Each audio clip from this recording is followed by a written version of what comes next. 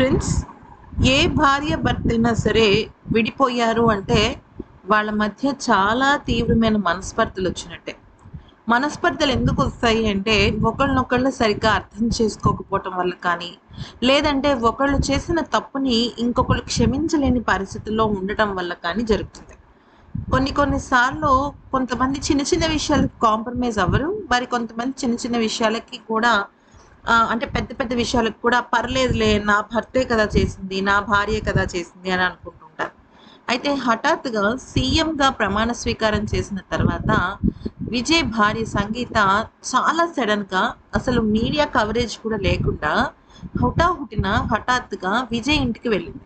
అదేంటి? ఎందుకలాగా వెళ్ళింది అంటే, ఇక్కడ ఒక విషయం అయితే మనం గమనించాలి ఫ్రెండ్స్. అదేంటి అంటే, ఎటువంటి రిలేషన్‌లో అయినా సరే, అంటే భార్యాభర్త అవ్వనివ్వచ్చు, తండ్రి కొడుకులు అవ్వచ్చు, తల్లి కొడుకులు అవ్వచ్చు, ఏ ఇద్దరు మనుషుల మధ్య అయినా సరే మనస్పర్ధలు తొలగిపోవాలి అంటే ఏకాంతంగా మాట్లాడుకోవాలి.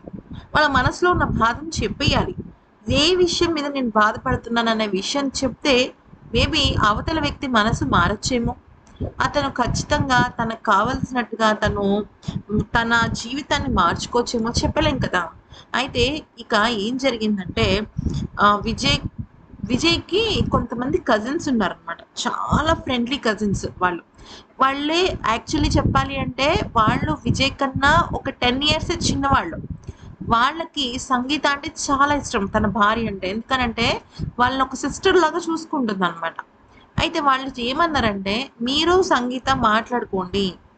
మాట్లాడుకొని ఏకాంతంగా మాట్లాడుకుంటేనే సమస్యలు పరిష్కారం అవుతాయని చెప్పడంతో అండ్ ఇంకొక పాయింట్ ఏంటంటే, సంగీత గారు అంటే పిల్లలున్నారు కదా! పిల్లలంటే అటు విజయ్‌కి కానీ, ఇటు సంగీతకి కానీ పంచప్రాణం. ఎంత ఇష్టం అంటే వాళ్ళు ఏదన్నా చెప్పారు అంటే ఇద్దరు జవదాటరు. ఈ 27 ఏళ్ల వాళ్ళ కాపురంలో, వాళ్ళ సంసారంలో కూడా ఏదైనా చిన్నపాటి మనస్పర్ధలు వచ్చినా కూడా వాళ్ళు ఒక్కటే అనుకున్నారు, పిల్లల కోసం మనం కలిసి ఉండాలని అనుకున్నారు. కానీ వన్ పాయింట్ ఆఫ్ టైం వాళ్ళు విడిపోయేంత స్టేజ్‌కి వచ్చేసారు. అయితే ఇక్కడ మ్యాటర్ ఏం జరిగిందంటే, వాళ్ళ కూతురు దివ్య, అలాగే కొడుకు ఇద్దరు కూడా వాళ్ళు ఏమన్నారంటే, ప్లీజ్ మీరు ఏకాంతంగా మాట్లాడుకోండి.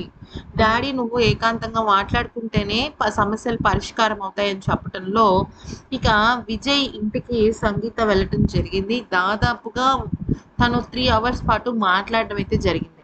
అయితే మరి విజయ్ విషయంలో మరి సంగీత ఎటువంటి నిర్ణయం తీసుకుంది, సంగీత విషయంలో విజయ్ ఎటువంటి నిర్ణయం తీసుకున్నాడనేది పక్కన పెట్టేస్తే, బేసిక్‌గా వాళ్ళ మధ్య మనస్పర్ధలు తొలగిపోయి హ్యాపీగా ఉండటం కోసం పిల్లలు కానీ, వాళ్ళ కుటుంబ సభ్యులు కానీ చేస్తున్న ప్రయత్నాలు నిజంగా హ్యాట్స్ ఆఫ్ అని చెప్పొచ్చండి. ఎందుకనంటే ఇది మామూలు విషయం కాదు. ఈ రోజుల్లో ఎవరైనా ఇద్దరు వ్యక్తులు విడిపోతున్నారంటే ఇంకొంచెం వాళ్ళు విడిపోవడానికి అగ్నికి ఆవు నెయ్యి పోస్తారనమాట.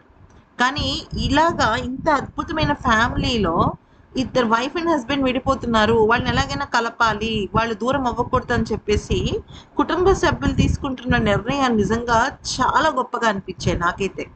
మరి ఈ వీడియో కనుక నచ్చితే లైక్ చేసి సబ్స్క్రైబ్ చేసుకోండి.